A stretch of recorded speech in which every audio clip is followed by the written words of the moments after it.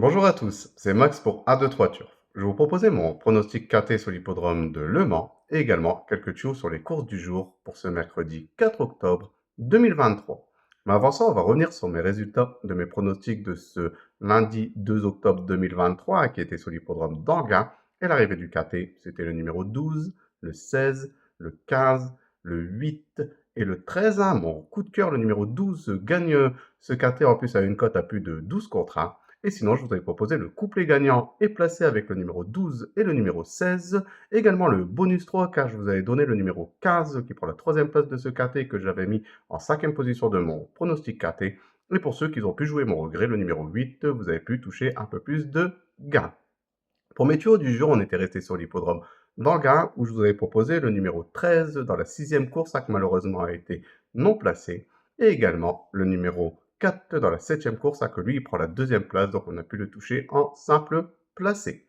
On va revenir sur mon pronostic KT sur l'hippodrome de Le Mans pour ce mercredi 4 octobre 2023, c'est la réunion 1, course 1, un départ prévu à 13h50 pour le grand Prix d'Anjou Maine réservé aux trotteurs de 5 à 10 ans inclus sur les 2950 mètres de la piste. C'est une corde à gauche. Il y aura un recul aux 25 mètres pour les trotteurs ayant gagné plus de 491 000 euros. Ils sont 16 partants pour cette course internationale de niveau groupe 3. Et mes deux bases, ce sera le numéro 16 et le numéro 13. Donc de les jouer en couplet gagnant placé et également en 2 sur 4 pour assurer ses arrières. Pour mes couplets gagnants placés en champ réduit de façon coupée, on va récupérer ma première base, donc le numéro 16, et je vais l'associer avec le numéro 6 et le numéro 2. Je vais faire exactement la même chose avec ma deuxième base, donc le numéro 13, et je vais également l'associer avec le numéro 6 et le numéro 2. Pour mon tiercé en champ réduit, on va récupérer mes deux premières bases, donc le numéro 16 et le numéro 13, et je vais les associer avec le numéro 6, le 2, et je vais rajouter le numéro 1 qui viendra compléter ma formule pour ce tiercé. Pour mon quartier unitaire, on va récupérer mes chevaux, donc le numéro 16, le 13, le 6, le 2, le 1, et je vais rajouter le numéro 5 en cheval de complément en cas de non partant dans ce KT. Pour mon multi en 7 chevaux, on va récupérer le numéro 16, le 13, le 6, le 2, le 1, le 5 et je vais rajouter le numéro 15 qui viendra compléter ma formule pour ce multi en 7 chevaux.